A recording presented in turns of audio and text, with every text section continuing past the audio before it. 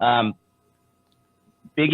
big happened this week, and I wanted to play it on the show, but Joe Rogan doesn't mess around with the copyright strike, so we're not even gonna do that. But Broken Home Podcast brought up earlier that Joe Rogan mentioned, not Joe Rogan, but Ice Cube mentioned you on the Joe Rogan podcast, arguably the biggest podcast in the world, literally in the world. Yeah. How'd that make you feel? I was good, man. I appreciate that. Cube always shows me love. I don't think he understood what I did at that time about not letting them become criminals in action, and they were 15 years old. I got to answer to their mamas, okay? At that, and people have to understand the times. Thank you, OG Steve, again. Much love. Much love, Steve. Thank you, Doc. At the times when they were with me, I was responsible for them kids, man. I was responsible for everybody. All right? I was everybody's big uncle, stepdad. Like I said before, I said it again. I ain't never met nobody's daddy yet. Cube dad still alive. I can't recall ever shaking the man's hand. That's real shit. I never shake Dre's dad hand, Yellow's dad, Shakespeare, or clientele. So you got to answer people's mamas. Look out for my baby now. And you know she's saying it with a smile, but if something happened to this kid, your ass is in trouble. And I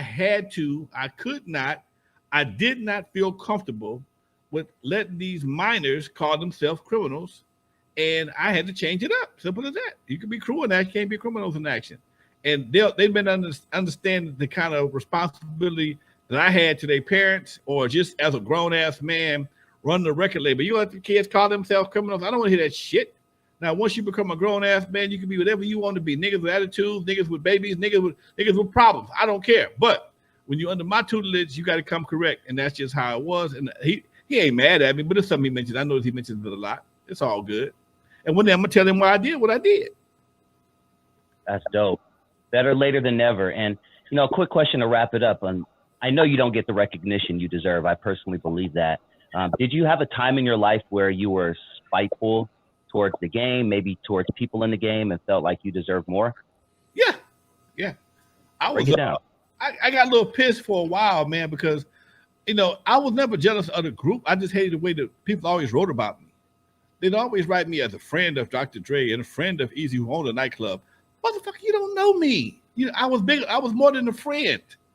I was the reason why he did what he did. They got what they got. They became who they became. I was, and I've always hated being minimized, and people do that to you because they don't know, or they want to maximize the person that they're focusing on, which is their prerogative. But in the meantime, you don't minimize my contribution because you're doing the history and injustice.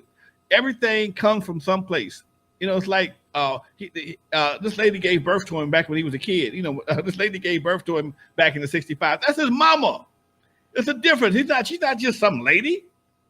She gave birth to this dude, okay? And it's a reason why he's the way he is, or whoever it is the way they are, because this person raised you to be a certain type of person, or put certain type of instincts and morals in your DNA and help you become who the hell you are. So yes, you deserve a certain amount of recognition. And when you do it for multiple people that don't know each other, you need to be recognized for it. There it is, man. I really enjoyed this show. Any last words? What's coming up next? Oh man, I saw it in the chat room. Somebody asked about the Easy Street project. It's still, dude, everything is done. I got to call in. I called this morning to the city manager of Compton, and hopefully the person in charge will give me a call back tomorrow or Friday they close on Friday. I get a call back Friday to set the meeting up so we can discuss when we go get on the agenda so we can move forward. Doc, I'm trying to get this thing done. Trying to get it on the agenda, voted by the city council, so I can honor Eazy on his birthday. Birthday is September 7th. I think it would be a great way to celebrate the brother's birthday and to show him some love by naming the street after him. And I just got to get not even the city council, the city manager of Compton, to see the importance of getting me on the agenda so I can get the vote and so I can move on. And nope, I never got by the police. Nope.